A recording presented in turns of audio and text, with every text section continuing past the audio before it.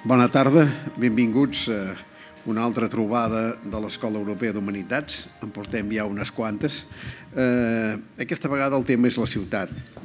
És evident que els referents amb els que s'ha estudiat i s'ha plantejat la ciutat en els últims temps han variat. Estem entrant en un paradigma manifestament nou, fruit d'una sèrie de mutacions que tothom coneixem, de la mateixa manera que la ciutat moderna va sortir dels conflictes i transformacions del capitalisme industrial. Ara estem entrant en una fase d'un capitalisme postfinancer i digital que porta generant des de ja fa uns temps una sèrie de mutacions i canvis que tenen a veure amb la qüestió que fan que no puguem contemplar la ciutat de la mateixa manera que la contemplàvem abans. En aquesta circumstància, en aquesta situació, ens ha semblat interessant plantejar, com fem en el format trobades, un debat de personalitats, de disciplines i professions diferents sobre aquest canvi que podem simbolitzar amb el títol. Si fa uns quants anys una trobada d'aquestes segurament li hauríem posat el nom de ciutat i prou, perquè la ciutat era, per dir-ho així, el referent absolut, el paradigma buscat, diguem-ne.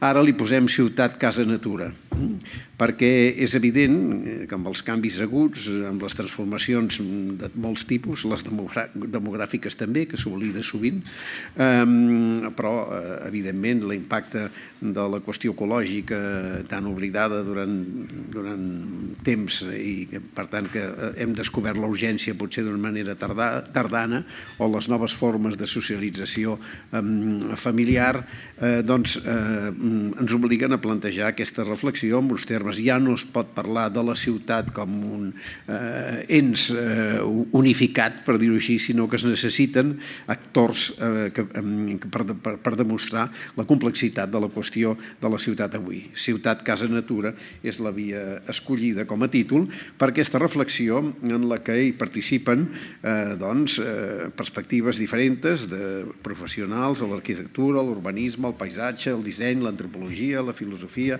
la biomedicina o la geografia urbana.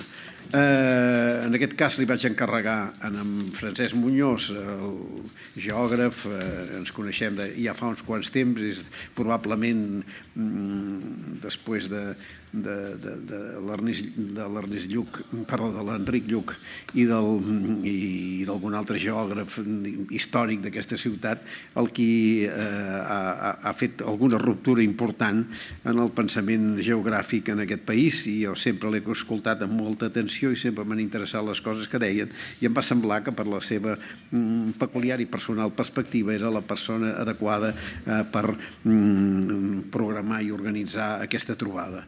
El format ja el sabeu, són 2 tardes, 2 sessions, cada tarda, cada una d'elles d'una hora i mitja, amb 20 minuts per les ponències, o sigui, 20 i 20, 40 per les ponències de 2 dels convidats, i després el debat entre tots els membres de la taula. Així aquest model es repeteix 4 vegades.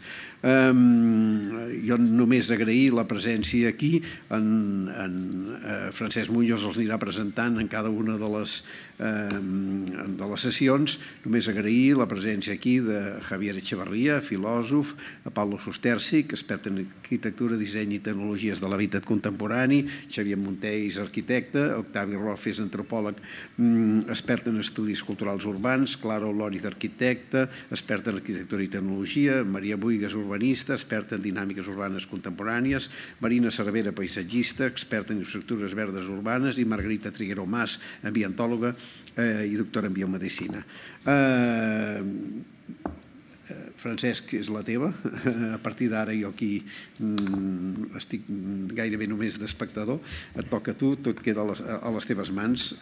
Endavant, i moltes gràcies per aquesta programació i moltes gràcies pels que ens acompanyeu avui en un dia, en aquests moments en què hi ha dubtes i expectatives, que es fa més difícil assistir a actes com el que nosaltres proposem. Moltes gràcies, Josep. Gràcies a l'Escola Europea d'Humanitats i personalment també al Josep per la confiança. Ha estat realment un repte interessantíssim poder d'una forma plegats en aquesta doble sessió. Sí, tens raó, sí.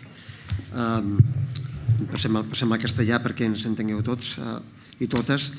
Un agradecimiento efusivo y cálido a la institución, a las instituciones que hacen posible este encuentro, a la Escuela Europea de Humanidades, especialmente a Josep Ramoneda, a quien agradezco mucho la propuesta de este reto, de cómo organizar una doble sesión de debate cruzado en la que nos interesaba mucho, sobre todo, dos cuestiones, diría yo. Una primera era que tuviéramos perspectivas desde disciplinas muy diferentes. Si bien sabemos, y hoy tenemos aquí entre nosotros a alguien que ha trabajado durante muchos años en la filosofía de la ciencia y las disciplinas científicas no son tan dispares como nos parecen y el conocimiento fluye entre ellas. Si bien es así, la institucionalización del conocimiento científico sí que nos lleva a tener disciplinas diferentes y queríamos un poco romper esta idea teniendo disciplinas diversas que piensan sobre la ciudad, sobre la casa, sobre la naturaleza de forma diversa, juntas. Por tanto, hemos seleccionado ponentes y personas que nos van a hablar desde disciplinas muy diferentes. La antropología, la arquitectura, la epidemiología, el diseño de los espacios públicos, la filosofía, la geografía. Todas estas disciplinas juntas nos dan visiones de ese artefacto poliédrico, que es lo que aún llamamos ciudad, y que, como muy bien decía Josep, se nos antojaba un concepto demasiado estrecho para plantear esta visión que nos interesaba, y por eso incluimos esta mirada más amplia, más relajada, este gran angular que comienza por la casa, pasa por la ciudad y acaba en la naturaleza, ¿no? Por tanto, este es un primer elemento diferenciador, y el segundo elemento es que queríamos, y nos interesaba también mucho, plantear un discurso a través de diferentes generaciones de expertos y expertas. Y en ese sentido, también estamos muy satisfechos de tener personas de generaciones diversas que nos van a aportar visiones que tienen que ver tanto con esta experiencia de lo que es vivir en la ciudad e investigar sobre lo que ella significa hoy. Como muy bien decía Josep, los retos que las ciudades tienen hoy delante o sobre la mesa en el plazo más breve o en el más largo nos obligan a mirar más allá de lo estrictamente urbano. Hablamos mucho, por ejemplo, de cómo debemos pasar de la ciudad sostenible a la ciudad saludable. Y, por tanto, hablar de la ciudad saludable implica hablar de naturaleza, implica de cómo, si es posible, renaturalizamos la ciudad.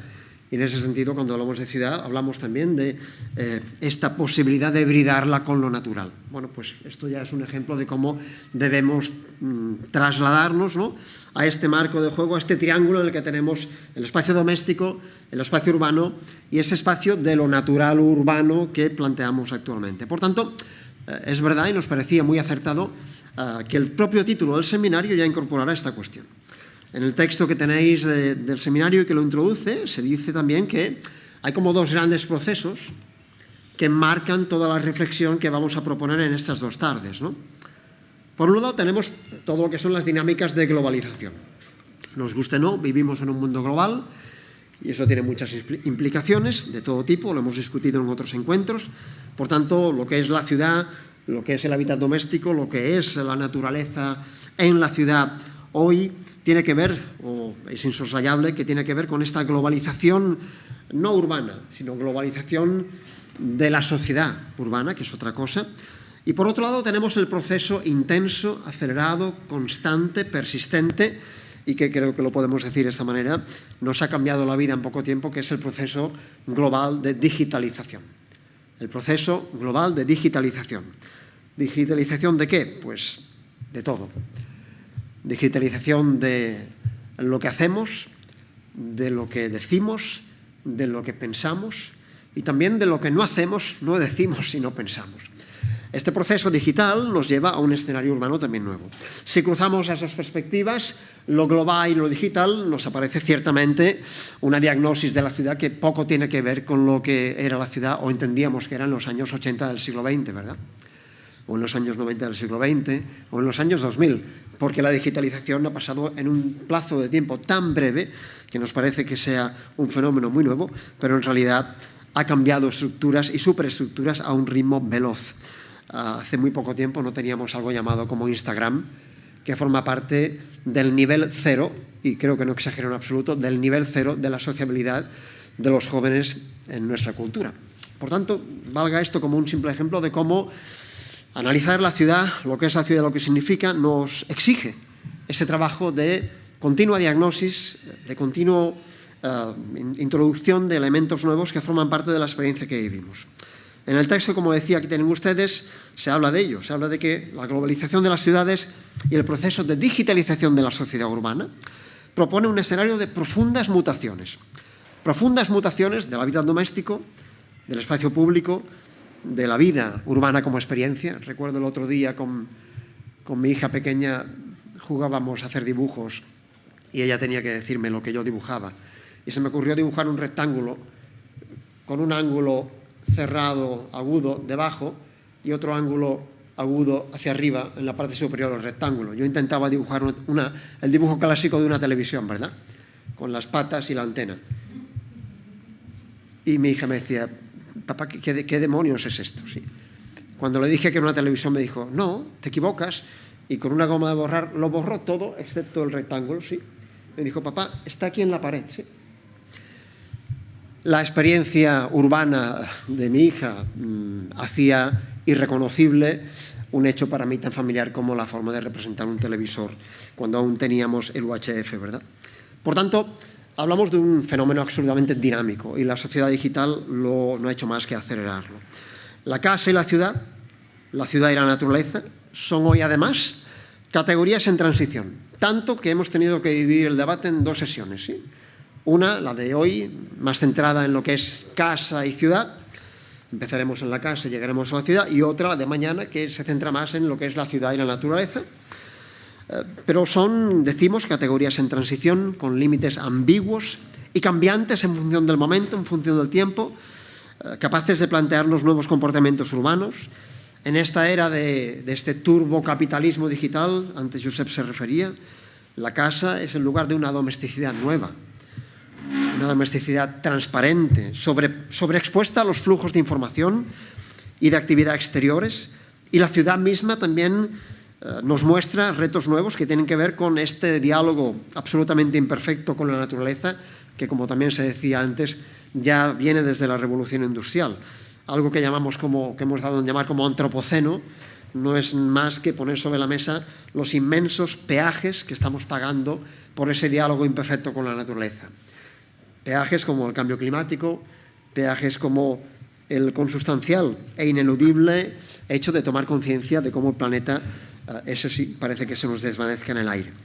¿Cómo vamos a abordar, por tanto, estas cuestiones? Que ya se ven que algunas de ellas son de bastante enjundia. Hemos querido, con este espíritu de juntar generaciones diferentes y expertos y expertas de campos y disciplinas diferentes, hemos querido plantear estas sesiones por parejas, ¿no? Tenemos 4 grandes temas, 2 hoy y 2 mañana. El primer tema es este que tenéis como Cosmopolitas Domésticos 5.0. En un minuto sabremos qué quiere decir este título. Domótica y utopía en la ciudad smart, la ciudad inteligente de la que tanto hablamos. ¿En qué consiste esta utopía de la ciudad tecnológica a través de la casa tecnológica? Y tenemos después una segunda mesa que nos habla del espacio doméstico hoy, la casa en transición. Esos son los 2 debates, los 2 microdebates que planteamos hoy. Mañana tenemos 2 debates más. Como veis, los de hoy se centran más en la casa y su relación con lo urbano, con la ciudad. Los de mañana se centran más en la relación entre ciudad y naturaleza. Empezaremos mañana con el debate urbanización, ciudad y naturaleza en la era del antropoceno y acabaremos con el debate renaturalización urbana, del urbanismo de la salud a la gentrificación verde. Cada título, como veis, engloba como si fuera un gran paraguas muchas cuestiones que los expertos y expertas que tenemos con nosotros nos van a ayudar a desgranar. Y para no perder más tiempo, porque tenemos un tiempo limitado, yo también deberé hacer de moderador. Ese es un mensaje nada sutil para nuestros ponentes. Tendremos una carta con 5 minutos que os enseñaré cuando falten 5 minutos y tenemos otra con 0 minutos, ¿sí? Que espero no tener que mostrar, porque querrá decir que en ese momento debéis de dejar de hablar, porque así dejaremos los 50 minutos que queremos tener para el debate cruzado. Decir también al público que la idea es que tenemos los ponentes y las presentaciones secuenciadas por parejas, pero la idea es que cada persona, experto y experta, pueda participar cuando quiera y, de hecho, es lo que les hemos pedido, que no esperen a su turno mañana, por ejemplo, para intervenir y que el debate que tengamos sea rico y cruzado en todas las dimensiones. Vamos a empezar, por tanto, con este primer debate, Cosmopolitas Domésticos 5.0, Domótica y Utopía en la Ciudad Smart. El título, Cosmopolitas Domésticos, tiene que ver con uno de los libros del primer ponente que tenemos, Javier Echevarría, al cual yo quiero agradecer de una manera especial y muy cálida el hecho de tenerla aquí con nosotros. Javier Echevarría es licenciado en Matemáticas y Filosofía, es catedrático de Lógica y Filosofía de la Ciencia. La filosofía de la ciencia es un campo que a mí siempre me ha resultado fascinante, ¿no? Porque sería un poco como el padre o la madre de todos los campos, ¿no? Es el estudio de cómo las ciencias han ido evolucionando y es fascinante cómo, por ejemplo, en mi campo, la geografía era una ciencia que tenía mucho que ver con las matemáticas y la astronomía en el pasado y hoy no. Y, por tanto, eso se puede explicar por qué y se explica, de hecho, por qué. Por tanto, es un campo fascinante. Javier Echevarría ha trabajado mucho, por tanto, sobre cómo las ciencias han evolucionado y es catedrático de este campo en la Universidad del País Vasco, también catedrático en excedencia en el Instituto de Filosofía del CSIC.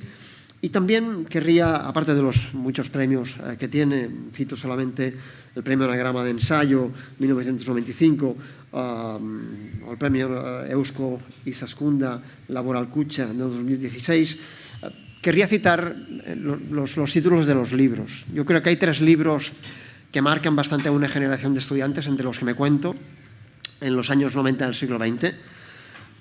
Tenemos Telépolis, en 1994, tenemos Cosmopolitas Domésticos, da título a la tabla, a la mesa redonda con que comenzamos, 1995, y tenemos Los Señores del Aire, Telépolis y el Tercer Entorno, 1999. Después hay otros libros, y de hecho hay un libro reciente, muy reciente, Tecnopersonas, y esos 3 libros introducen, cuando aún no se hablaba demasiado, todo este nuevo escenario de la revolución digital y cómo estaba cambiando desde dentro el espacio doméstico.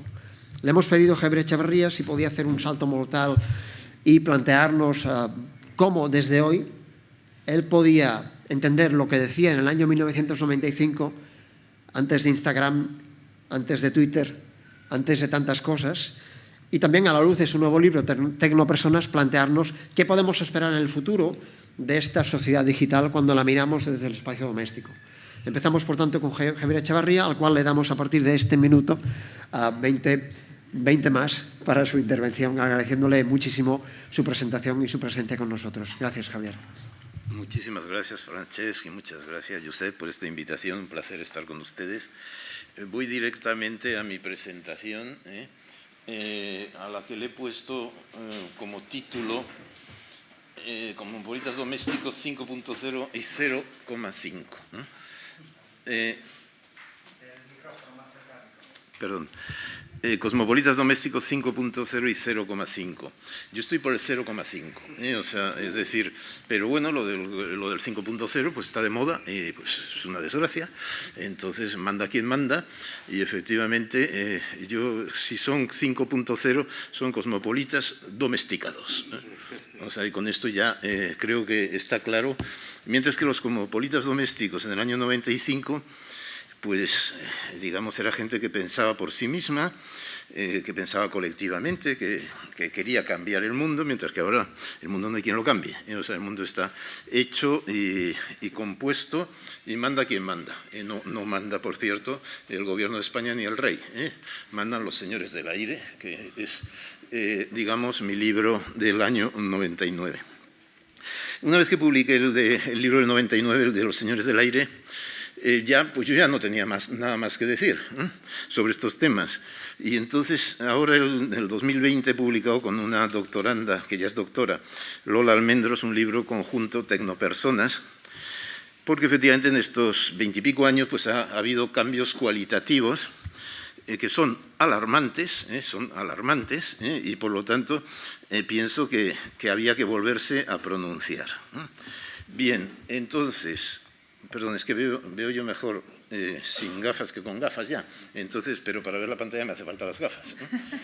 Bien, entonces, yo publiqué en Quaderns En el contexto del 19 Congreso de la Unión Internacional de Arquitectos, invitado por Iñasi de Sola Morales, publiqué un articulito corto, La vida doméstica en Telépolis, la ciudad global, que como solo son 5 páginas, yo ahí resumía las propuestas de Telépolis y la vinculación entre casa y ciudad, y por lo tanto en realidad voy a resumir brevemente lo que dije en estas cosas. Y hablaré luego de la hipótesis actual mía, bueno, que en realidad la hipótesis es de 2009, pero los conceptos hay que acuñarlos y hay que acuñarlos con mucho trabajo. Yo no soy Spinoza, faltaría más, ya quisiera, pero Spinoza acuñaba los conceptos con extremado cuidado, ¿no? Entonces, acuñar el concepto de tecnopersonas a mí me ha llevado bastante tiempo, creo que ahora ya está presentable y por eso lo hemos publicado este libro. La idea es que las tecnopersonas, con respecto al tema de las jornadas, yo ahora hablaría claramente de tecnocasas, tecnociudades y tecnonaturalezas, siempre en plural, no hay una sola ciudad, no hay una sola casa, tampoco hay una sola naturaleza, y esto ya lo anticipo para el debate de mañana, hoy no voy a hablar de eso. Pero sí anticipo lo que voy a decir. El virus, el COVID, es naturaleza. Y por lo tanto, cuando hablamos de naturaleza, esto de que saludable es volver a la naturaleza, bueno, si ya tenemos la naturaleza con el virus. La naturaleza tiene muchas facetas y por lo tanto naturalezas. Bien. En cualquier caso, que del 95 a ahora hay menos cosmopolitismo y ha aumentado muchísimo el feudalismo, el neofeudalismo, del cual hablaré muy brevemente. Eso es mi hipótesis del año 99. Y por último, claro está, esto todos creo que lo constatamos, que la mengua del poder de los estados sí ha seguido creciendo. Ya en aquel momento había menguado el poder de los estados, pero ahora ya, pues bueno, quedan, sí, ya casi son como arqueología del poder político, ¿no? Porque ahora ha surgido otra modalidad de poder mucho más poderosa, mucho más dinámica, que es a la que estamos claramente sometidos, los señores del aire. Perdón, señores de las nubes, ahora ya. La metáfora de moda es la nube. Y bueno, y todo esto supone riesgos, pero de esto hablaré. Bien, esta es la portada del artículo que he mencionado, del año 95, en donde ya en portada ponían cosas como que las casas tenderán a ser el lugar de trabajo y la ciudad el lugar de distensión. Yo no sé ustedes, pero yo desde luego yo trabajo bastantes horas en casa, online, y cuando salgo a San Sebastián a pasear, salgo a descansar, es decir, yo vivo eso, otros no, otros seguro que tienen, pero yo como ya estoy jubilado y como sigo activo, entonces mi vida es eso, es decir, que para mí la ciudad es un lugar de distensión, claramente, de descanso, de paseo, gratísima de vivir, por eso vivo en San Sebastián, claro está, no estoy menospreciando a Barcelona, faltaría más, pero vamos, San Sebastián, pues San Sebastián. En cualquier caso, dejo esta cuestión y cito muy brevemente algunas de las cuestiones, algunas frases escritas en ese artículo, y que yo no me releo nunca a mí mismo, pero hoy en el tren me he ido releyendo el libro de Cosmopolitas Domésticos y efectivamente está bastante bien la selección de frases que yo mismo había hecho previamente. No se trata de una sociedad de la información y de las comunicaciones. Esto es una constante en toda mi argumentación. No es la sociedad de la información, no hay tal cosa, y menos de las comunicaciones. Las tecnologías llamadas de la información y de la comunicación son tecnologías de interacción entre seres humanos. Interacción, la comunicación es una modalidad de la interacción, pero hay muchísimas más. Y por lo tanto, ese debate conceptual no voy a entrar en ello. Bien, eso está cambiando la estructura económica y social del planeta, esto es obvio, que ha cambiado, rompiendo con la estructura de las ciudades y la de los estados clásicos, por supuesto, también. En fin, hablaba yo en aquella época de una tesis que mantengo, que es la superposición, es decir, que digamos, el tercer entorno, anticipando ya lo que voy a decir a continuación, se superpone al segundo y al primero, entonces, pero sigue existiendo la naturaleza, sigue existiendo la ciudad, pero ha surgido un nuevo espacio social, ya está consolidado, es lo que hay en este momento. La tesis que voy a proponer ahora es que las casas están ya en el tercer entorno. Es cierto que seguimos teniendo casa en el segundo entorno, incluso hay algunos románticos que vuelven a la naturaleza y vuelven a tener casa en un bosque, ánimo y a ello. O sea, yo no soy heideggeriano y por lo tanto no voy a hacer ese tipo de cosas, ¿no? Pero donde de verdad están las casas, como muy bien has dicho, te lo decía tu hija, Francesc, la casa es la pantalla. La casa es la pantalla y lo demás son tonterías. O sea, esto voy a citar a Remedios Zafra a continuación. Ella dice brillantemente, habitamos las pantallas. Habitamos las pantallas. O sea, habitamos nuestra casa en la ciudad, pero sobre todo habitamos las pantallas y esta es la clave de mi planteamiento. Bien, dejo esta cuestión que ha transformado la vida doméstica, es claro, y paso a algo sobre las casas. En 1995 todavía. Allí yo escribía que las llamadas autopistas de la información, esta era una denominación deplorable, las autopistas de la información, pero tuvo éxito, pasarán tarde o temprano por las casas, generando espacios públicos en las estancias privadas. Esto de la mixtura del espacio público y lo privado, esto es el ABC, esto es lo que hay, es lo que hay, y bueno, pues era claro ya en el 95. Entonces, Telépolis difuminaba los límites entre lo privado y lo público y para mí la cuestión siempre era lo íntimo. O sea, yo, con todo mi respeto a la privacy, la intimity es mucho más importante que la privacy. O sea, donde esté la intimidad, que se quite la privacidad. Porque cuando hablamos de intimidad estamos hablando de, voy a decir una cosa, del inconsciente humano. De aquello de lo que no somos conscientes. O sea que, o estamos hablando del alma, si quieren ustedes, o del espíritu, ¿no? Entonces, la privacidad bien está, pero eso tiene que ver con la propiedad privada, es de donde surge la privacy, ¿no? Bien, dejo esta cuestión para no alargarme y digo, paso a continuación, eso, la frase esta que quería citar, agotados tras una dura jornada laboral doméstica, es probable que un porcentaje amplio de la población, no todos, pero un porcentaje amplio de la población salga luego a las ciudades para descansar y entretenerse. Las casas tenderán a ser el lugar de trabajo y las ciudades el lugar de la distensión. Esto es un debate actual, o sea, es un debate reciente, ¿no? Hay gente que está contra el teletrabajo y hay gente que está a favor, pero el debate está, pero estaba en el 95 ya también. Vale. Entonces, paso a lo último, las conclusiones. Las casas se abren al mundo trascendiendo las paredes por medio de las nuevas tecnologías. Es decir, que las casas se abren y las tecnologías te abren la casa al cosmos. Y de ahí surgen los cosmopolitas domésticos, porque son ventanas. O sea, digamos, la televisión, en fin, el móvil hoy en día, el ordenador o simplemente la tarjeta de crédito, te abre al mundo y por lo tanto son puertas o ventanas. Vale. Los desafíos no voy a hablar de ellos y por lo tanto los cambios tienen lugar a nivel global en Telépolis, pero todos esos cambios se manifestaban estrictamente en las casas, en los ámbitos domésticos y de ahí la noción de revolución doméstica que yo utilizaba en el sentido, citando a Virginia Woolf, el de... Bueno, y ya quiero anticipar un poco lo que tú vas a hablar a continuación, Paolo, en los móviles. O sea, entonces no había móviles, perdón. Me he leído el libro y resulta que yo ya hablaba de los móviles. Incluso hipotetizaba con lo que ha sucedido. Es algo que yo mismo no me acordaba y me parece sorprendente, ¿no? O sea, es decir, que si hubiera móviles que fueran a la vez tarjetas de crédito, ordenadores, máquinas de fotos, faxes, etcétera, etcétera, entonces vendría una gran transformación, ¿no? Pero los móviles, los telefoninos que decían en Italia a finales del siglo XX, pues es a partir del siglo XXI cuando se han difundido masivamente, ¿no? Entonces, digamos, quiero decir con ello que la casa es el móvil, o sea, para abreviar, la tecnocasa, perdón. La casa es la casa, pero la tecnocasa hoy en día es básicamente el móvil. Bien.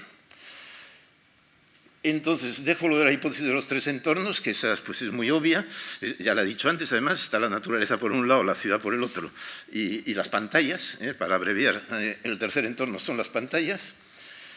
Sí tengo que mencionar, claro está, los señores del aire, como no. O sea, esto es indispensable, porque parece que que Amazon, Google, Facebook, etcétera, han estado desde toda la eternidad. Pues no es así, no existían. En el 95 no existía ninguna de estas empresas. Hoy en día son las 5 principales empresas del mundo. Me refiero a Facebook, perdón, a Google la primera, o sea, las empresas GAFAM, Google, Amazon, Apple, perdón, Facebook, Amazon y Microsoft, que Microsoft recientemente ha optado por la estrategia de la nube también. Dentro de poco, cualquiera que escriba en Office va a escribir en la nube. O sea, ya no va a escribir en su ordenador ni en su móvil, sino que, y bueno, yo desde luego me he comprado rápidamente la versión anterior de Windows antes, porque no quiero escribir para el consejero delegado de Microsoft. O sea, es decir, yo ya sé que no le interesa lo más mínimo lo que yo voy a escribir, pero es una cuestión, es como si uno está escribiendo y le están mirando continuamente lo que escribe y lo que corrige y lo que tacha, ¿no? Entonces uno tiene todavía su dignidad y por lo tanto es una cuestión de dignidad. Bien, bueno, lo de Europa, claro, no lo voy a comentar. Europa ni se ha enterado de la jugada. O sea, en aquella época, no los pongo aquí, pero estaban todavía Nokia y Ericsson. ¿Se acuerdan ustedes de Nokia y de Ericsson? Han desaparecido. O sea, es decir, fueron compradas pues, por las grandes multinacionales norteamericanas o liquidadas, ¿no? En este momento, y bueno, lo que sí hay la novedad es China. China sí ha resistido. China sí ha resistido, pero a base de hacer otra modalidad de turbocapitalismo, pero controlado por un partido político, por un partido comunista, ¿no? Pero, en cualquier caso, en China hay señores de las nubes también y señores del aire. Bien. Bueno, estos son los datos, no los voy a comentar porque me llevaría mucho tiempo. Simplemente un detallito, ser la 4ª empresa del mundo. Tercera, perdón, Facebook. Con solo 10.000 trabajadores hay que conseguirlo. Unos artistas. O sea, ¿por qué? Pues porque los que trabajan somos los usuarios. Es decir, y esta la explicación es muy clara y muy sencilla. ¿Cómo con tan poca plantilla? Pues ¿por qué? Porque Facebook, Zuckerberg y su cuadrilla han logrado hacernos trabajar a todos los que usan Facebook, Instagram, etc. Es decir, que cada vez que se usa Instagram y si uno se socializa en Instagram, entonces es un siervo de Facebook. Siervo. ¿Siervo por qué? Porque el modo de socializar lo impone Facebook.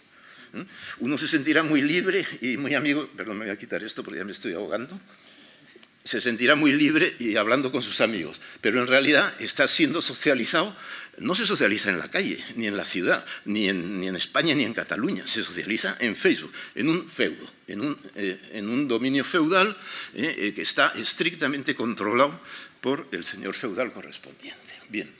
Bueno, del imperio de Google, simplemente diré, voy a citar a Manuel Castells, siempre tengo todo mi respeto, salvo que ha cometido el error de ser ministro, pero bueno, cualquiera comete un error, o sea, no pasa nada por eso. En cualquier caso, Castells en su libro extraordinario de Comunicación y Poder, dice que Google es el principal medio de comunicación del mundo, completamente cierto, lo sigue siendo. Luego volveré brevemente sobre esto. ¿Cómo ando de tiempo? Faltan 2 minutos para que 2 minutos, vale, bien. Por tanto, 7. Bueno, entonces, estas son hipótesis de aquellos tiempos, digamos, del siglo pasado. Y ahora añado la hipótesis de las tecnopersonas, que son físicas y jurídicas, eso es muy importante. O sea, es decir, que una empresa también es una tecnopersona hoy en día, no solo las personas físicas, eso es clave. Ya he citado a Castells, pero no voy a comentarlo. Shoshana Zuboff es una mujer brillante, ha publicado un gran libro, emérita del MIT, El capitalismo de la vigilancia. Estoy muy de acuerdo con ella, se refiere sobre todo a esto de que las cámaras, lo comentábamos tú y yo viniendo, ¿verdad, Paolo? Si estamos siendo firmados por alguna cámara, que seguro que había cámaras en la diagonal, estamos pasando a ser tecnopersonas. O sea, es decir, que tecnopersonas es también cuando hay control y vigilancia en las ciudades, ¿no? Esto la Zuboff lo argumenta muy, muy bien, pero a mi entender hay que dar un paso más. Es cierto el control, es cierta la vigilancia, pero además hay dominación. Entonces estamos ante un capitalismo de dominación. No es lo mismo que controlar y vigilar. Estoy aludiendo de alguna manera a Foucault. O sea, no es lo mismo vigilar y castigar que dominar mentalmente, que es como se domina. Castells lo dice muy bien, el dominio es mental. Pues esto es lo que han logrado. Esto es lo que ha logrado Google, lo que ha logrado Facebook, lo que ha logrado Amazon, el dominio mental sobre 2.000 millones de personas. No está mal, no está mal el dominio mental que se ejerce Facebook en este caso. Dejo los tecnolenguajes y dejo el resto. Quería citar a Remedios Zafra, imprescindible autora, digamos, en su libro Los que miran, o en el otro Ojos y Capital, que es otro libro brillante suyo. Luego el premio Anagrama también es muy bueno y su último de Frágiles es excelente, pero habitar la pantalla. Esta expresión, a mí con esto ya me bastaría, yo ya terminaría con que tengan ustedes presente que cada vez que uno está en un móvil, pero voy a proyectar precisamente por eso, esto de que uno solo existe en Internet, pues bueno, eso no, a mí no me preocupa, yo desde luego procuro existir lo menos posible, es muy bueno, es muy sano existir poquito, o sea, digamos, esto de tener el máximo de existencia, por favor, el máximo de visibilidad, ni en broma, o sea, hay más bien que tender a ocultarse, etcétera, etcétera, ¿no? Y bien, en cualquier caso, sí es cierto lo que dice ella, que hoy en día casi todos los usuarios son robots ya en su modo de funcionar. Y ya cuando con este hábito pernicioso de, no sé, reenvíalo, ¿por qué lo vas a reenviar? Yo desde luego no me dedico a reenviar mensajes. O sea, a mí si se me manda un mensaje, yo me lo leo, me interesa, pero esto de automáticamente reenviar lo que a uno le llega, pues no veo por qué, porque eso es obedecer las órdenes precisamente de la gran empresa, que lo que le interesa es maximizar los flujos electrónicos y digitales. Bien, tecnopersonas. Y luego el resto de las cosas, porque ya me deben de quedar 2 minutos nomás. 5, qué barbaridad. Tú tienes una noción de tiempo un tanto alterada, o sea que... Soy generoso, como soy el moderador. O sea que tienes una noción de tiempo flexible, está bien, está bien. Digital. Bien, bueno, esto es una definición, o sea, eso es una definición de tecnopersonas. Las tecnopersonas son sistemas de datos, o sea, por lo tanto, y precisamente por eso nuestro hábitat es la nube, o sea, la nube de la cual creo que esto es, este es nuestro hábitat, ahí están las tecnopersonas, ahí estamos nosotros, en la medida en que nos identifiquemos con nuestra voz o con nuestra imagen, o sea, porque nuestra voz y nuestra imagen está troceadita y dispersa y junto a otros millones, 2.000 millones de voces, o sea, y de personas están ahí. Ese es el hábitat. Esto es la ciudad, hoy en día. Esto es Telépolis, la Telépolis actual. Tiene muy poquito que ver con la Telépolis que yo hablaba en 1994. ¿Por qué? Porque ha habido una conquista de Internet. Internet ha sido conquistado no manu militari, sino manu tecnológica. O sea, y ha sucedido. O sea, eso ya no tiene vuelta. Bien, entonces vuelvo a lo anterior. Una vez ilustrado, porque fenomenológicamente, no ontológicamente, como lo que acabo de proyectar, es decir, que las tecnopersonas ontológicamente somos sistemas de datos digitalizados, ¿no? Y cada vez que uno hace algo ante una pantalla, como está usando esa pantalla, está generando datos, y esto es lo que pasa inmediatamente a la nube. Pero fenomenológicamente sucede una cosa que es extraordinaria, y es que entonces con esos datos, el propio software, y desde luego la nube, regenera a la persona y uno se ve a sí mismo en la pantalla. Yo esto lo hago muy frecuentemente en conferencias online. Digo, oiga, no piensen ustedes que ese soy yo. O sea, ese que sale en la pantalla, desde luego no soy yo. Es una de mis tecnopersonas. Y eso es mi tecnovoz. ¿Que se parece a la mía? Bueno, se parece a la mía, pero no es la misma. ¿Por qué? Porque esa voz la ha construido el señor del aire, no es mi voz. Es decir, nos han expropiado de la voz propia. Esto yo me indignaba hace unos años, cuando todavía tenía capacidad de indignación, porque que le roben a uno la voz propia, esto no se había logrado en toda la historia. Que le roben a uno la imagen, la firma, el dinero, la cartera, todo, pero la voz, que es lo más propio del ser humano, pues esto lo han logrado sin problema ninguno y todo el mundo está charlando continuamente por los teléfonos móviles, haciendo podcast, o sea, dejando su voz en ofrenda a su señor feudal correspondiente.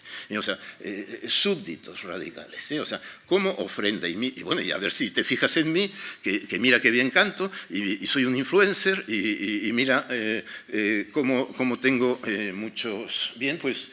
Y perdón, y termino ya, ahora sí termino, porque ya me pasó del tiempo, aunque no me lo digas, y es que esto vale para la muerte también, o sea, es decir, no piensen ustedes que esto se acaba, o sea, aquí ya, vamos, no voy a hacer alusiones a personas a las que quiero mucho que se acaban de suicidar, ¿no? O sea, pero porque uno se suicide, no deja de ser súbdito del señor del aire correspondiente. O sea, tanto Google como Facebook, como Apple, etcétera, tienen ya sus propios panteones digitales, gestionan la herencia, gestionan los derechos, gestionan las fotos, gestionan la imagen, gestionan la voz y siguen operando con ella, ¿no? O sea que, por lo tanto, en ese sentido, para quienes sois más antropólogos o más expertos en cuestiones de antropología, yo creo que lo de la tecnomuerte, eso es muy importante.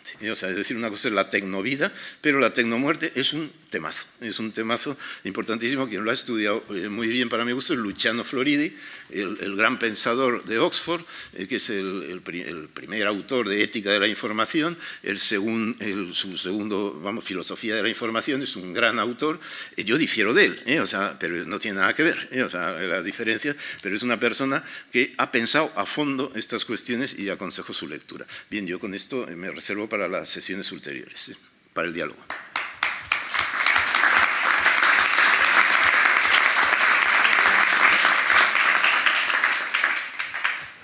Muchas gracias, Javier. La verdad es que cuesta ser moderador en este tipo de foros porque es muy tentador y muy interesante. La idea es que tengamos esas pastillas y después podamos retomar los hilos que hemos ido tejiendo con el debate cruzado. Pasamos, por tanto, a la segunda ponencia dentro de ese primer bloque, ¿no? Cosmopolitas domésticos 5.0 o 0.5, mejor dicho ahora sí. Domótica y utopía en la ciudad smart. Para completar, para ampliar, para plantear sobre otra perspectiva este debate sobre la casa domótica, sobre la casa inteligente, sobre la tecnocasa habitada por tecnopersonas. Tenemos a Paolo Susteric, como decíamos antes, hemos querido tener personas de ámbitos diferentes y antes teníamos un filósofo y matemático y especialista en la filosofía de la ciencia, ahora tenemos un arquitecto especialista en la historia de la casa y por tanto alguien que tiene referencias múltiples a esa cosa tan dinámica que llamamos espacio doméstico, ¿no? Especialmente sensible al paso del tiempo y a la acumulación de nuestras experiencias. A Paolo Susteric, él es, como digo, arquitecto, tiene su tesis doctoral en la Universidad de Southampton, es profesor en la Escuela de Diseño Elisava, de diversas asignaturas, siempre con el hilo común de lo que pasa en la ciudad, que es mucho, porque Paolo trabaja desde temas de movilidad hasta temas de diseños de prototipos, pasando por la propia arquitectura y el espacio doméstico.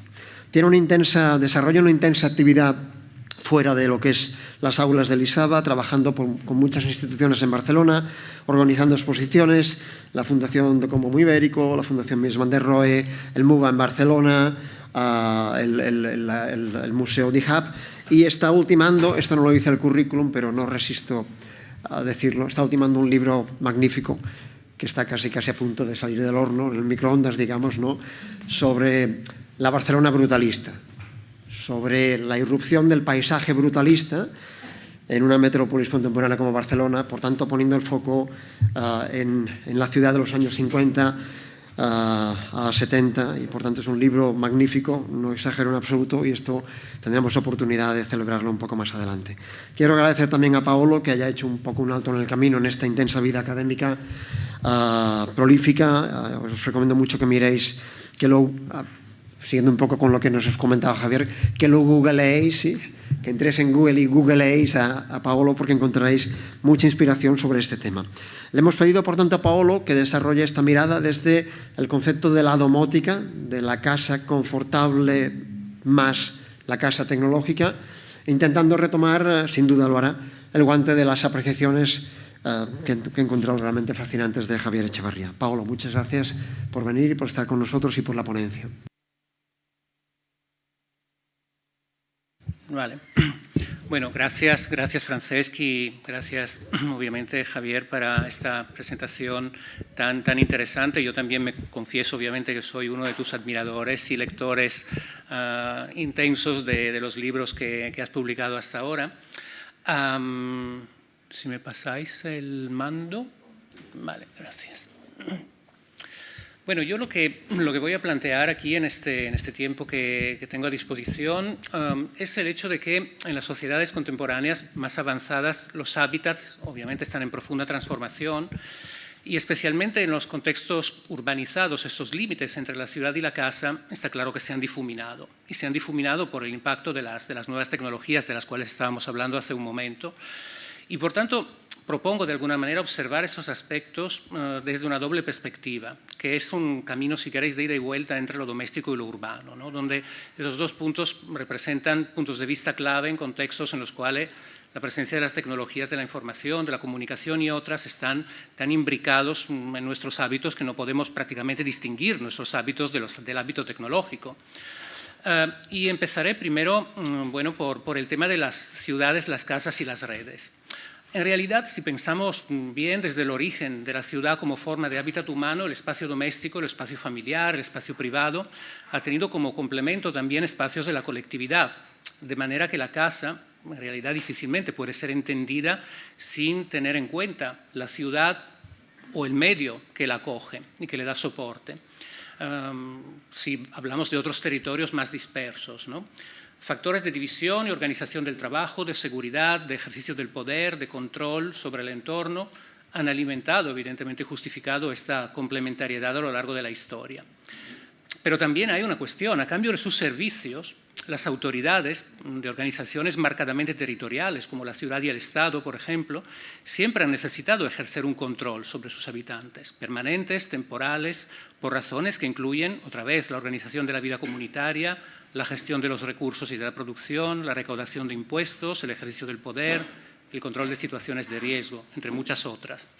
Por tanto, podemos decir que vivir una vida privada en una comunidad urbana en realidad siempre ha exigido adoptar y adaptarse a ciertas reglas, comportamientos, actitudes que a veces son explicitados en normas y otras veces, en cambio, son implícitos en hábitos que diferentes comunidades sociales, culturales, políticas, religiosas establecen, y evidentemente esto provoca constantes tensiones y conflictos. También hay que decir que desde los orígenes la ciudad ha sido un nudo de redes que las han conectado con otros lugares pues, más próximos, más lejanos, y que en función justamente de la extensión de estas redes, de su complejidad, de su magnitud, estas han contribuido a definir la importancia de la urbe. Tanto más extensas son sus redes, más importante era la urbe. Tradicionalmente, los actores que se mueven en el espacio de las redes han tendido a desvincularse de las entidades territoriales, que a menudo se han percibido incluso como límites, como obstáculos para el desarrollo de sus actividades, aunque las hayan necesitado, como no, y obviamente se hayan beneficiado de ellas. Yo diría que posiblemente la manifestación contemporánea más evidente de la tensión entre un paradigma basado en esta visión sedentaria, ¿no?, que carga de importancia y de significado los nudos, y otra que está fundamentada, en cambio, en una perspectiva nómada, que se focaliza más en el movimiento, en los flujos, es justamente el conflicto económico y de poder, entre muchos otros, entre los estados y las corporaciones multinacionales. Este es el conflicto mayor que estamos viviendo hoy en día, diríamos, donde esa relación de poder se está reconfigurando de forma bastante preocupante. Especialmente a partir de finales del siglo XIX, y gracias a las nuevas tecnologías en rápido y constante avance, tanto la ciudad como la casa han experimentado una mayor integración a nivel global y a nivel local, mediante redes e infraestructuras de suministros cada vez más complejas y articuladas, que inicialmente se desarrollaron en un espacio físico, posibilitando el aumento, decimos, de la calidad de vida mediante productos, servicios que estaban destinados a este consumo de masas que se construyó especialmente en el siglo XX, y desde mediados del mismo siglo XX contribuyeron también a crear ese nuevo espacio virtual del cual hoy todos participamos. Aunque hayan evolucionado, las redes domésticas siguen dependiendo evidentemente de las redes urbanas y territoriales. Desde finales del siglo XX y desde finales del siglo XIX y durante todo el siglo XX, la casa en realidad ha ido constantemente incrementando sus componentes tecnológicos, al convertirse pues, en terminales de servicios que antes eran accesibles mediante redes como podían ser el agua corriente, el gas, la electricidad, el transporte, inicialmente transporte público, luego transporte privado, el teléfono, la radio, la televisión, internet, etc. Al mismo tiempo que también eliminaban sus residuos de forma más o menos eficiente a través de redes de alcantarillado, recogida de basuras. Por tanto, en realidad, esta red, como veis, es una red progresivamente más compleja. No hace falta recordar también que precisamente por las razones de higiene y de salubridad, a las que se sumaron otras de crecimiento demográfico, mejora de la movilidad, desarrollo económico, social, cultural, etcétera, se motivó justamente el surgir de las disciplinas del estudio urbano, del urbanismo, por ejemplo, y las grandes transformaciones urbanas, siempre a partir de la mitad del siglo XIX. De manera similar a hoy, como pues también, ¿no?, hacemos constantes llamamientos a convertir las ciudades en hábitats más sostenibles, saludables, etc. Bueno, el segundo aspecto que trataré tiene que ver con la casa tecnológica y los dispositivos portátiles. Y aquí enlazo justamente también a la conversación que citaba Javier ahora, ¿no? Es decir, la idea de la casa tecnológica del siglo pasado ha ido cambiando, no es que ha desaparecido, en realidad está allí. A medida que los dispositivos que la integran han ido sí cambiando, ampliándose con la aparición de nuevos servicios y nuevas demandas. Hasta la primera década del 2000, del nuevo siglo, se pensaba que en realidad la casa sería, además del lugar de trabajo, el entorno clave para conectarse al mundo digital, siendo el lugar donde estaban situadas las terminales. Pero con el desarrollo de las redes, de la telefonía móvil, los datos de creciente potencia y extensión, también este paradigma evidentemente ha cambiado, haciendo de cada smartphone un punto de acceso al mundo digital y a la información. Realmente habitamos nuestras pantallas. El desarrollo tecnológico reciente ha cambiado de forma significativa, por tanto, nuestra visión del habitar, dando concreción a la idea de que yo creo, puede ser difuso y ubicuo, siempre que tengamos acceso a la red, obviamente, y llevemos con nosotros el dispositivo portátil adecuado para operar en el entorno virtual. Como ha sucedido en el pasado para otros ámbitos, la construcción del nuevo entorno ha sido impulsada por esas empresas tecnológicas de las cuales acabamos de hablar.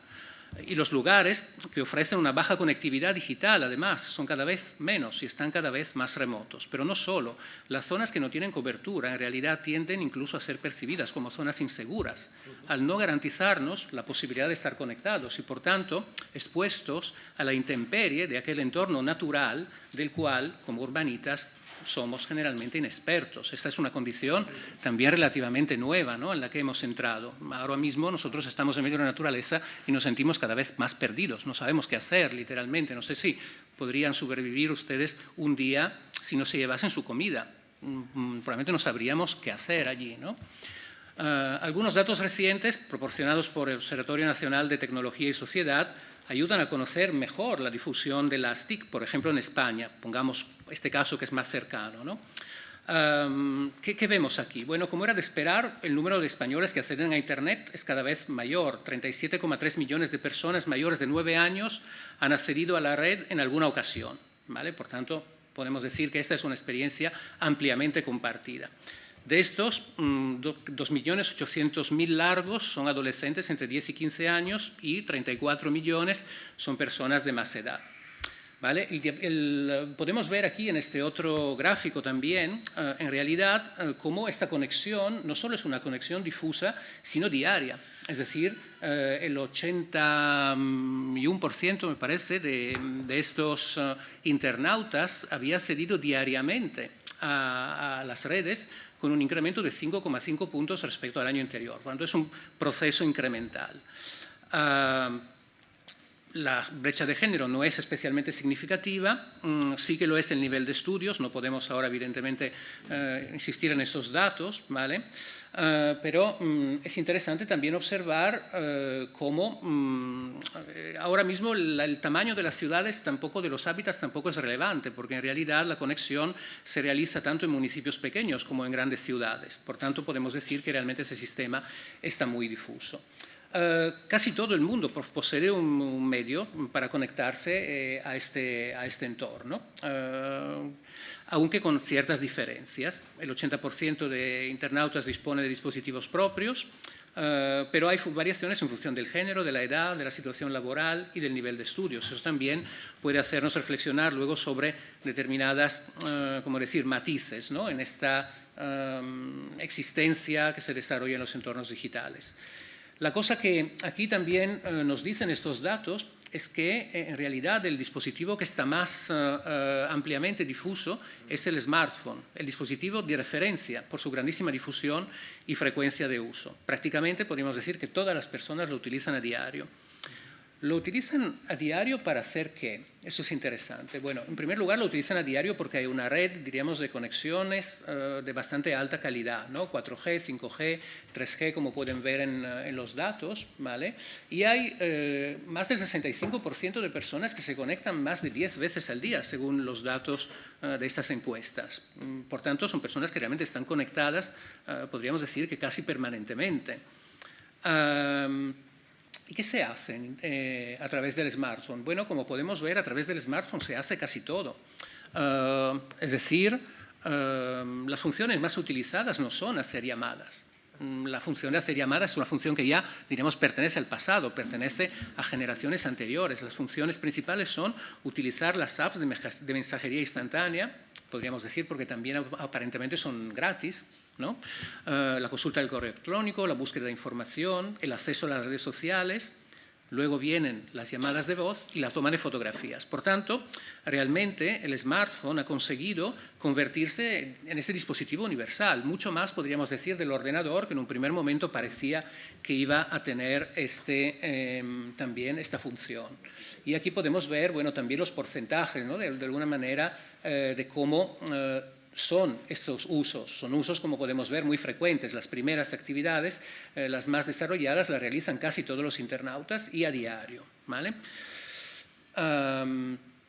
Bueno, si luego vamos a ver el otro dispositivo, que son los ordenadores, podemos ver que los ordenadores también han penetrado muy ampliamente en los hogares españoles. En 2020, el 81% de los hogares tenía pues, un ordenador en casa.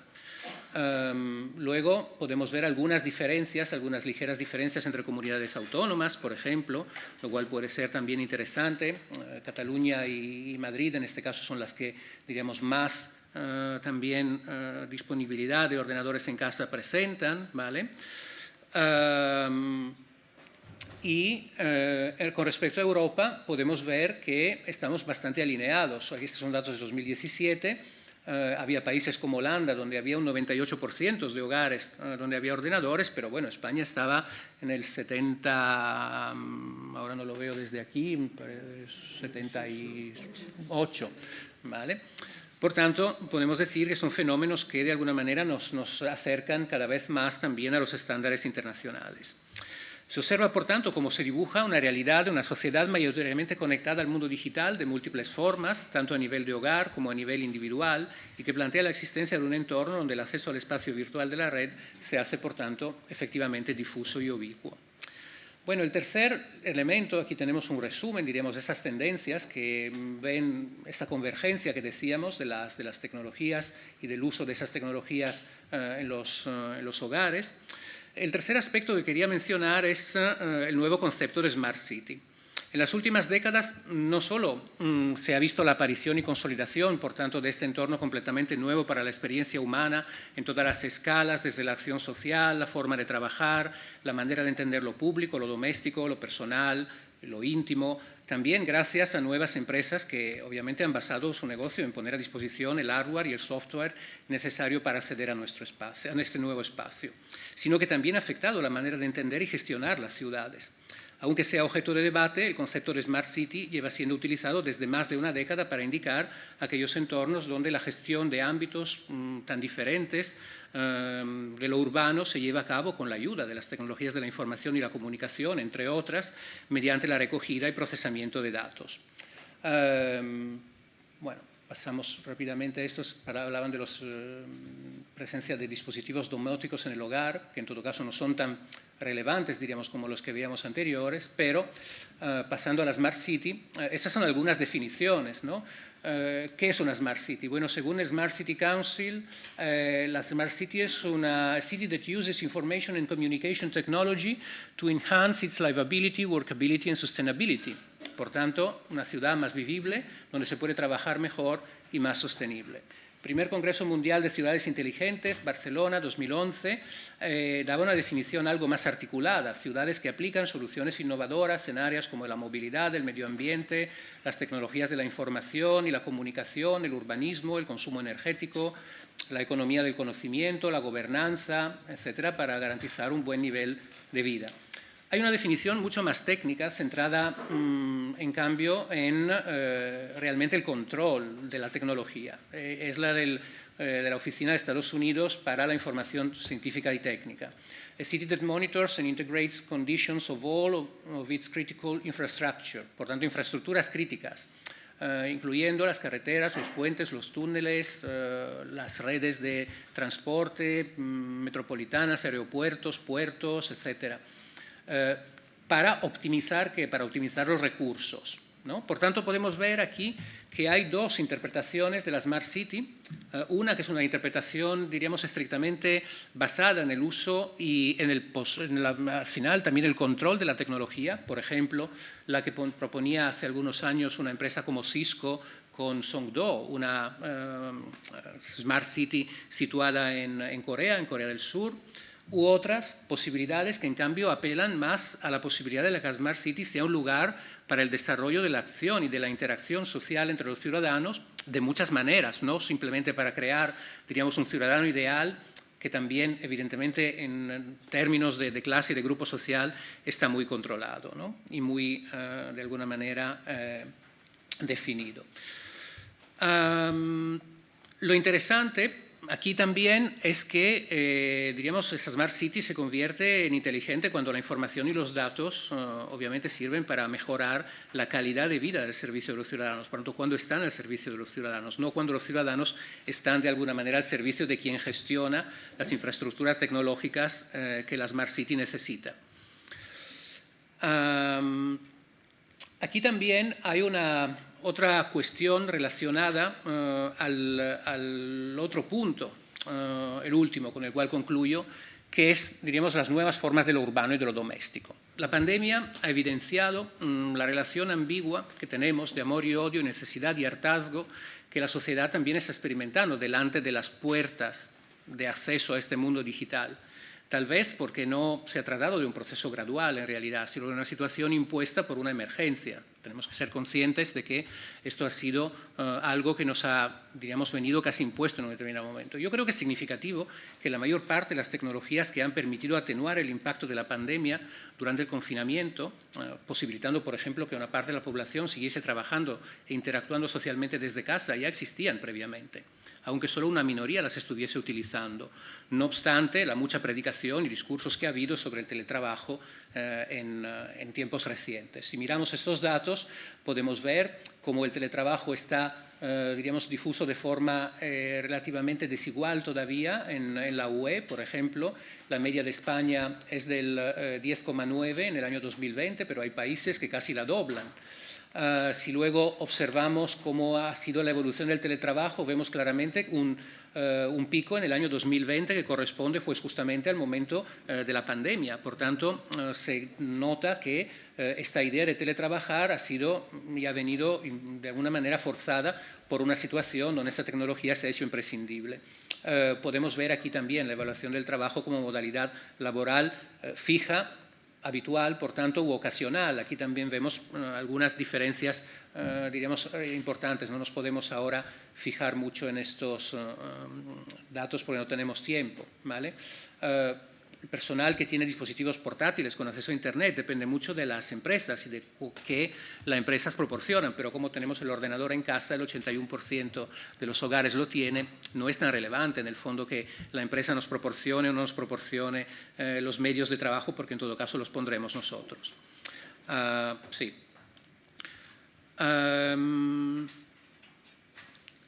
La necesidad, obviamente, de dejar las ciudades vacías y de cargar el espacio doméstico de funciones en conflicto entre sí ha tenido efectos que también merece la pena considerar con cierta atención en esta parte final. Partíamos ya de una situación de desdibujamiento de los límites entre vida personal y laboral, en la cual se estaba afirmando una condición de habitar difuso y domesticación del espacio de trabajo. Hablo de habitar difuso en el momento en el que los dispositivos móviles nos permiten tener una relación frecuente y significativa también con otros espacios y objetos que no entran estrictamente en la esfera del lugar de trabajo de la casa, pero también hablo de alguna manera de la domesticación de los espacios de trabajo que cada vez más se han asemejado a las casas por el número de horas también que pasamos en ellas. Obviamente estos dispositivos, al ser portátiles, pueden ser utilizados prácticamente en cualquier sitio donde haya cobertura, esto ya lo sabemos. Por tanto, son dos fenómenos, digamos, que se han dado. La pandemia, de alguna manera, nos ha retraído a una, yo diría, laboralización o terciarización del espacio doméstico, sin que ni este ni las personas estuvieran en realidad preparadas para ello, especialmente en el sur de Europa, donde el espacio urbano siempre ha sido un espacio de socialización y, por tanto, lo considerábamos casi más importante que la casa, ¿no? Esta nueva realidad obviamente ha forzado a las personas y las familias a adoptar nuevas rutinas, a adaptar los espacios de la casa, poniendo en evidencia también los conflictos que se producen en esta superposición de exigencias de la vida laboral, social, familiar, privada, íntima, y a desmitificar en parte también la visión un tanto idílica y estereotipada que teníamos del teletrabajo. Por otra parte, bueno, aquí paso estos datos rápidamente que hablaban todavía del teletrabajo, ¿vale? Pero yo, para concluir, me fijaría, digamos, la atención en algunas tendencias contemporáneas que luego podremos hablar si son realmente tan significativas o no, si son pasajeras o duraderas, etcétera, pero que en todo caso se dan hoy en día. El primero diría que es el deseo de vuelta al lugar de origen mediante la búsqueda de una conexión más profunda con las raíces y el medio ambiente. No sé si es muy significativo en términos estadísticos, pero ciertamente es algo que se está produciendo. O sea, las pandemias, como muchas otras situaciones, diremos, de crisis, también llevan a replantearse un poco la situación, y por otra parte, era una tendencia que ya venía desde antes. El aumento de los precios inmobiliarios en las ciudades, etcétera, produjeron, diríamos, este fenómeno. Segundo, la búsqueda de nuevas raíces, personas que incluso nunca, diríamos, han vuelto a un pueblo porque no han nacido en un pueblo, que en cambio buscan esas raíces y pretenden encontrar un sentido de la existencia más allá de sus rutinas, ¿no?, consolidadas. Esta es una tendencia, diríamos, la huida de la ciudad, pero la otra también es la reformulación del concepto de la Smart City en base a nuevas prioridades, aún sin prescindir de las tecnologías, no centrarse tanto en atender a esta ciudadanía ideal, sino más bien a una ciudadanía real con toda su diversidad, necesidad de interacción, etc. Y finalmente, la transformación del espacio físico de las ciudades como ámbito de interacción social, desarrollo de nuevas formas de vida comunitaria, renaturalización y salubridad. Bueno, yo lo dejaría aquí porque no hay más tiempo, así que tampoco quiero robarlo al debate. Gracias.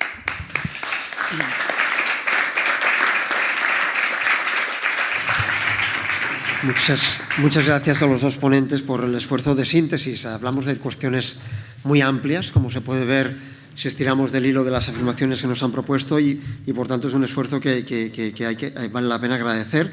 Tenemos todavía 25 minutos casi hasta las 6:30 para entablar ahora el debate, tanto con las personas que hablarán hoy como con las personas invitadas que hablan mañana. Quizás pasaría la palabra primero a Josep, si quieres comenzar, Josep.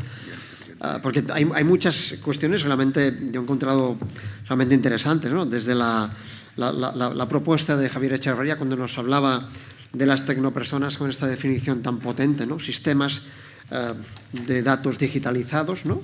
Que podíamos añadir sistemas de datos digitalizados en movimiento, ¿no? Si tenemos en cuenta lo que nos comentaba Paolo. Esta similitud fonética entre Facebook y feudal, que me ha parecido interesantísima también, por azares de la lingüística, ¿no?, teniendo en cuenta el argumento que planteabas. Toda esta discusión realmente interesantísima, que yo, Javier, cuando hablabas pensaba, si George Orwell levantara la cabeza, ¿no?, en el sentido de que todas las distopías sobre la vigilancia nos hablaban de un gran hermano, ¿no?, y personas oprimidas que luchaban, resistían a mostrar su intimidad. Y cuando vemos ahora el goce, ¿no?, y creo que no exagero, con el que sobreexponemos, como diría Paul Virilio, ¿no?, sobreexponemos nuestra privacidad y la intimidad, las dos cosas, ¿no?, en las redes, ¿no?, pues digamos que el éxito de esta distopía orwelliana ha venido a partir del placer, ¿no?, y no del castigo, si citáramos de nuevo a Foucault, ¿no? O incluso una cuestión interesantísima al hilo de lo que decía Paolo, ¿no?, toda la retórica, casi la fantasmagoría de la domótica desde los años 80 del siglo XX, tiene que ver con el confort doméstico, ¿no? Y por tanto el confort es invivible si ocupa todo el tiempo. No pierde el sentido tener el confort todo el tiempo. Tener el confort para cuestiones puntuales es muy importante. Por eso aparece el electrodoméstico históricamente, para no tener que planchar, para no tener que barrer, para momentos puntuales, ¿no? Claro, de esa idea de la domótica como una solución tecnológica para momentos, lo que tenemos, si juntamos las dos intervenciones, es algo muy diferente. Es una ocupación total del tiempo a partir de la tecnología digital, que no solamente es ocasional, sino que es totalizadora, ¿no? Y en ese sentido nos plantearía que seguramente quizás se han acabado los tiempos muertos, ¿no?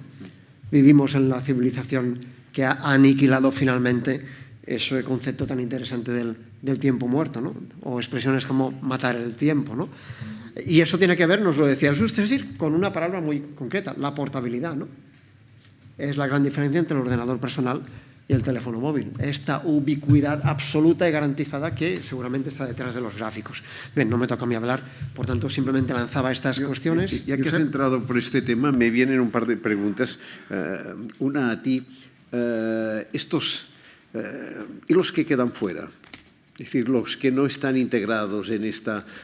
¿Estamos en una fractura de la humanidad? ¿Estamos en la separación entre, no sé si decir, el último hombre y el superhombre, o si decir el hombre y esta clara figura que ya no responde a la idea que nosotros hemos conocido de hombre, ¿no? ¿Qué pasa con estos, ¿no?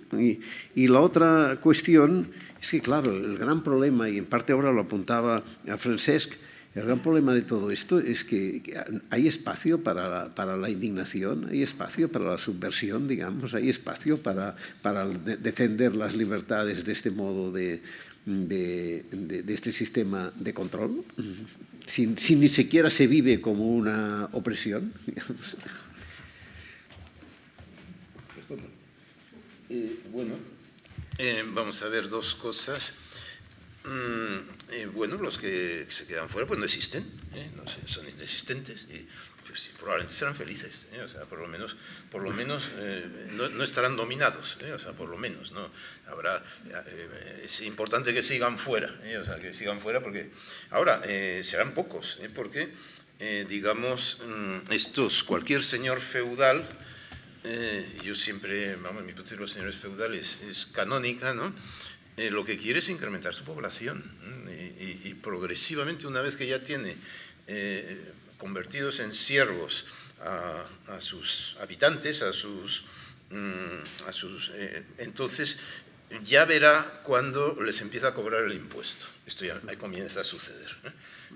Yo me he pasado, soy muy prudente con esto, pero en mi uso de Google me he pasado y ya estoy por encima de los 15 gigas y he tenido que empezar a pagar. Y eso que ni pongo vídeos ni nada de nada, o sea, no, y el Drive no lo uso, o sea, no. Es decir, simplemente con mi propio trabajo ya he tenido que empezar a pagar. Pero bueno, claro, quien tiene vídeos, fotos suyas en Instagram, pues este o esta tendrá un impuesto considerable, o sea, entonces, digamos, esto, ¿os acordáis con las tarjetas de crédito? Para mí el canon son las tarjetas de crédito, eran gratuitas todas.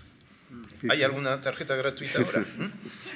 Entonces, bueno, o sea, los señores del aire irán haciendo progresivamente a los que ya están dentro, los que ya están en su feudo, o sea, están feudalizados, y encima gozan. Pero bueno, es que en la Edad Media se gozaba un montón. O sea, claro, la Edad Media era una juerga, o sea, era una juerga. Había carnaval, había ventas, o sea, en la metáfora feudal, que es de Humberto Eco, no es mía, o sea, pues no es ninguna tontería, o sea, entonces, digamos, esto del placer, el placer de... Bueno, en fin, dejo esta cuestión para no alargarme en la respuesta, porque estoy muy peligroso yo en las respuestas. Y únicamente quería, a lo segundo, espacio para la subversión. Bueno, pues mira, Josep, ahí nosotros, lo leí yo, llamamos a la rebelión de los usuarios. Ni más ni menos, a la rebelión. O sea, la subversión la hacen pues los hackers, ella es más bien hacker, y cree más... en mi caso, dos estrategias. Una, ampliar la Declaración de Derechos Humanos de 1948 y las tablas posteriores de derechos a las tecnopersonas, porque en 1948 son los derechos de las personas, y persona significa máscara, o sea, entonces ahora tenemos tecnomáscaras, entonces yo pido, ¿no? exijo, no a los estados, los estados no pintan nada, o sea, están fuera de juego, eso sí que están fuera, mira, o sea, los que están fuera son los estados, ¿no? Ahora parecen enterarse de que hay que digitalizar, y es que digitalizar en el 2020, vamos, es que ha debido ser un brillante ideólogo europeo a quien se le ha ocurrido que hay que digitalizar a estas alturas del curso, por favor, ¿no? Bueno, entonces, dejo la rebelión de los usuarios. Primero, la estrategia más socialdemócrata, por decirlo en términos políticos clásicos. Ampliemos la Declaración de los Derechos Humanos a las tecnopersonas. El argumento principal es derecho a los datos propios. LOCA. Derecho a la propiedad de los datos. Derecho a la propiedad de los datos que yo genero. Bien, es cierto que también me los genera luego la plataforma tecnológica. Bueno, ya llegaremos a un pacto social. Ya, hagamos un pacto social, usuarios, señores del aire, y seguís usando mis datos y seguís jugando y simulando lo que yo puedo ser y lo que no ser, etcétera, etcétera, pero a mí me pagáis por eso. Y con esto quería decir una cosa que se me olvidó y tiene que ver contigo también, es que esos datos son ficticios, porque se está hablando de trabajo retribuido. Claro. O sea, de nuevo cito a Remedios Zafra y su libro El entusiasmo. La mayor parte del trabajo en las redes es no retribuido. O sea, los usuarios trabajan, con lo cual el teletrabajo es lo que más hay, es teletrabajo hoy en día. Lo que pasa es que solo un 10% es teletrabajo retribuido y un 90% del teletrabajo es no retribuido. O sea, entonces, por lo tanto, el Instituto Nacional de las Estadísticas se lo tiene que mirar, se lo tiene que mirar y tener 3 conceptos que son fáciles, se entienden muy bien, ¿no? Y, por lo tanto, la rebelión de los usuarios es más radical, o sea, es más de insurrección. Y hay muchos modos de hacerla. Por ejemplo, en un momento dado, si un señor del aire te trata relativamente mal, pues tú emigras, que es lo que se hacía en la Edad Media. Lo que se hacía en la Edad Media, estrategias medievales. Lo que se hace ahora. Y lo que se hace ahora, claro. Hombre, yo mismo emigré del WhatsApp, o sea, estoy sin WhatsApp, no uso WhatsApp, claro. Todo el mundo me llama la atención, estoy fuera del mundo ya, o sea, pero bueno, pero es que nos fuimos 100.000 personas en enero, febrero del año pasado, perdón, de este año, del WhatsApp, solo porque Facebook decidió cambiar las normas, ¿no? Entonces, esto le afectó, rápidamente modificó sus cosas. Yo sigo recibiendo mensajes de WhatsApp diciendo que acepte sus nuevas normas. Yo no acepto, me tendrán que echar. Y yo no me hice de WhatsApp, me hizo mi hija, o sea, simplemente por motivos familiares, ¿no? Bien, y segunda cuestión, segunda estrategia, pues en un momento dado, en la rebelión de los usuarios, aparte de esto de la migración colectiva, que esto lo acusan, en un momento dado, pero claro, esto yo ya lo propuse en Telépolis y no triunfé, y tampoco voy a triunfar en este caso, yo propuse en Telépolis una hora sin ver la televisión. Y esto no ha sucedido en ningún país del mundo, ¿no? Entonces, propongo 1 hora sin usar el móvil, ¿no? Esto sería una subversión radical, ¿eh? O sea, 1 hora, aunque solo fueran, no sé, no 2.000 millones de usuarios, como que solo hubiera 100 millones de usuarios, que estuvieran 1 hora sin usar el móvil. Esto se puede hacer, o sea, yo no soy sindicalista, pero me voy a hacer tecnosindicalista, está claro. Gracias, Javier. ¿Alguna cuestión que queráis plantear al hilo de este debate? Yo sí puedo añadiría algo, porque me parece que, claro, la pregunta, ¿no? Y los que no están aquí, ¿hasta cuándo no estarán? Bueno, yo creo que realmente las personas que nos salvan ahora son los mayores. O sea, ¿por qué también la administración está todavía proporcionando servicios presenciales? Porque se entiende que hay un margen pequeño, pero lo hay, de personas que por diferentes razones, diríamos, no están conectadas a este mundo.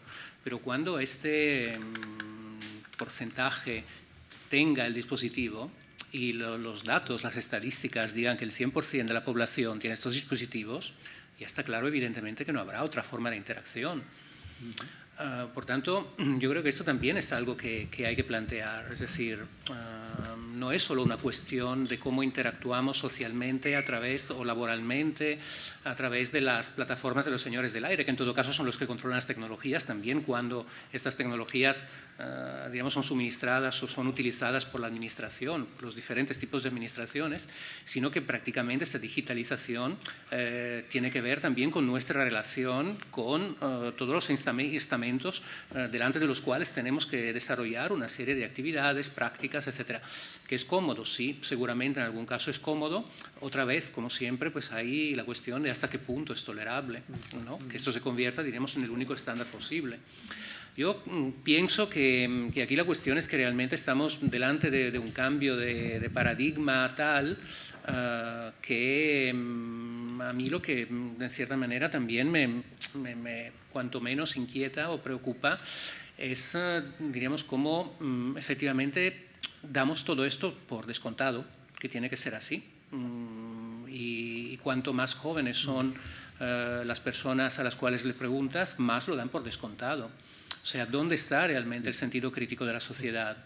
Yo creo que este es el verdadero punto de la cuestión. Es decir, la implicación es una implicación profunda desde el punto de vista de la consideración de la condición humana y cuánto realmente hemos renunciado a ejercer esta capacidad de crítica sobre el mundo que estamos construyendo. Porque nos han llegado unas tecnologías que nos han, de alguna manera, hecho las cosas tan fáciles que no podemos renunciar a ellas. Claro, porque muchas veces no vemos todo lo que pues, esas tecnologías no nos dicen que hacen, pero que hacen, ¿no? Y cómo efectivamente trabajamos, matar el tiempo, ¿no? Lo estábamos diciendo antes, el tiempo muerto prácticamente ya no lo hay. ¿Por qué? Porque tú, aunque no quieras, estás trabajando para alguien. Envías un WhatsApp. Claro, es decir... Yo, digamos, es que estoy siendo grabado, o sea, tengo que mantener mi papel, pero solo que estoy siendo grabado. Luego peco a oscuras. Yo también aquí pongo otra cuestión, es decir, aparentemente ahora están muy de moda los procesos participativos. Siempre se nos pregunta la opinión sobre algo. Lo que pasa es que la opinión que se nos pregunta sobre este algo, en realidad es una opinión de usted elija entre A, B y C. Cuando no has elegido entre A, B y C, pues se acaba tu opinión. O sea, realmente tú no puedes expresar una opinión crítica si no estás conforme con una de las opciones que alguien define allí en esa encuesta o en ese lugar donde aparentemente se pide la opinión de alguien. La opinión de alguien hoy sirve básicamente para confirmar o para validar algo que alguien ha decidido de antemano. Y esto se vende, diríamos, como la idea de que aún tenemos capacidad de expresar opinión. Bueno, no lo sé. Yo creo que la capacidad de expresar opinión y ejercer la crítica va de otra cosa, pero... María.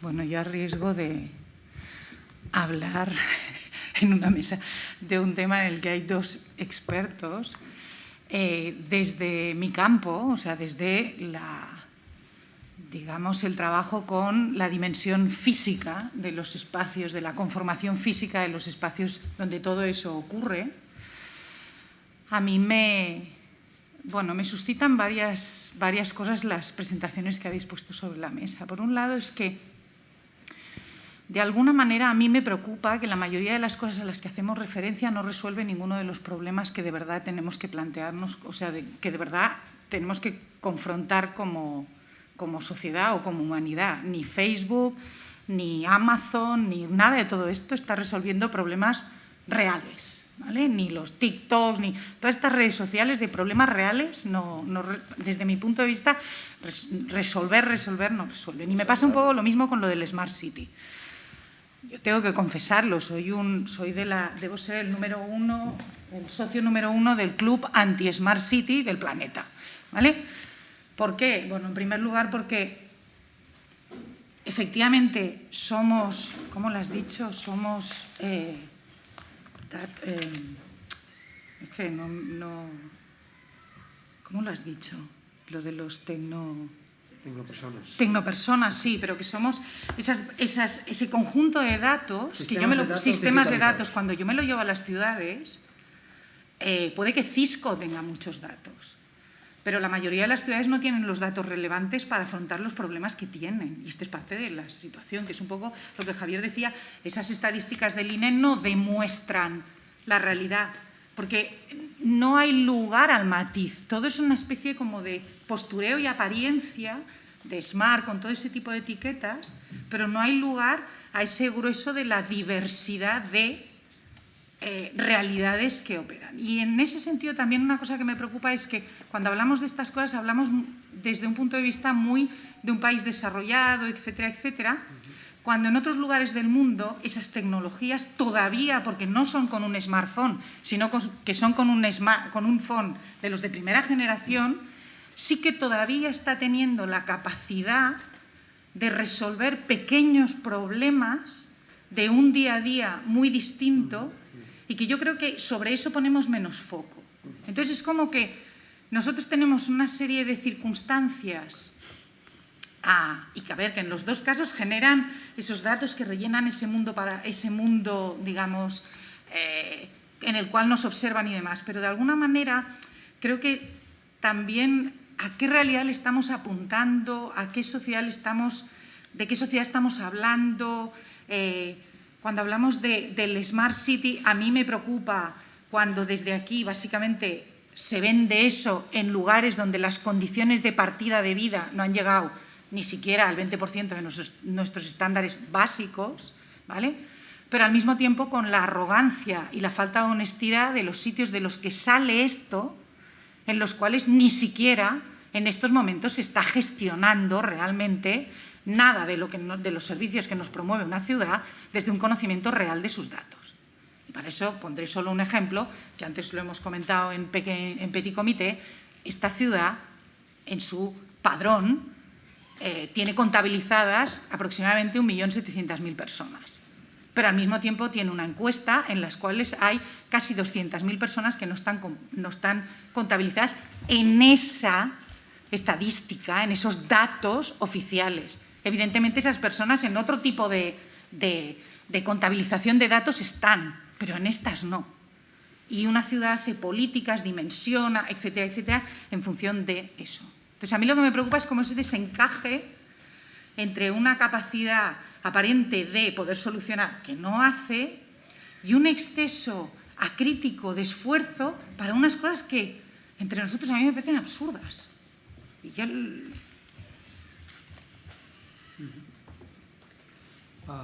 Ahora nos quedarían 4 minutos y tenemos que ser como muy pulcros con el tiempo, porque tenemos la pausa a las 6:30 y tenemos que estar de vuelta a las 7. Si hubiera alguna cuestión que fuera de fácil, rápida presentación y también respuesta, le podíamos plantear. Adelante. Muy rápido. Vamos a ver, no hay datos sin metadatos. Entonces, y esto es muy importante, o sea, si somos sistemas de datos, como proponemos, quienes ponen los metadatos son ellos, o sea, es decir, entonces nosotros reivindicamos que seamos nosotros me refiero a las personas, quienes construyamos sistemas de metadatos, o sea, esto sí lo puede hacer, incluso lo podría hacer un Estado, o un ayuntamiento, sin más.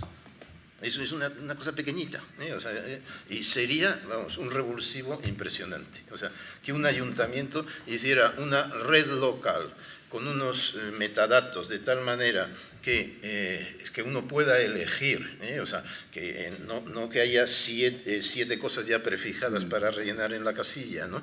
Sino que el usuario pueda decir, bueno, ¿y por qué esto no? Y yo añado esto además, y este otro dato, ¿no? O sea, es decir, en donde los metadatos sean abiertos, o sea, no estén cerrados y constreñidos. Yo creo que esto es una idea plausible y probablemente por ahí esto lo puede hacer un barrio, no tiene por qué ser un ayuntamiento, un barrio, sin más.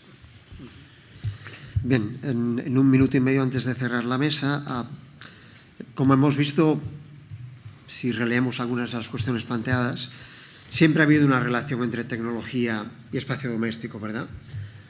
Sustes nos hablaba de una cierta historia del espacio doméstico a partir de la introducción de tecnología y, por tanto, es un proceso que desde este punto de vista no es nuevo. Ahora bien, prácticamente todas las cuestiones que han salido, comenzando por la intervención de Javier Echevarría, nos plantean claramente que parece que algo completamente diferente ha emergido. No está emergiendo, ha emergido. Por tanto, aquella frase de cómo la tecnología crea cultura, parece ser que cuando hablamos de tecnología digital aún es como más claro, ¿no? Para plantear cómo el espacio doméstico no solo se ha llenado de esos nuevos contenidos y se ha vaciado de otras cosas, y cómo el espacio urbano, donde está colocado el espacio doméstico, también se ha vaciado y llenado de cosas, y pasar a una perspectiva más que tiene que ver con la interpretación que podemos hacer de la percepción, el comportamiento, la interacción de los seres humanos con los espacios, y en esto nos ayuda mucho tanto la arquitectura como la antropología. Tenemos a segunda mesa, a la cual os invitamos a participar también y a ser presentes ahora en media hora. Hacemos la pausa para el café y volvemos en 30 minutos.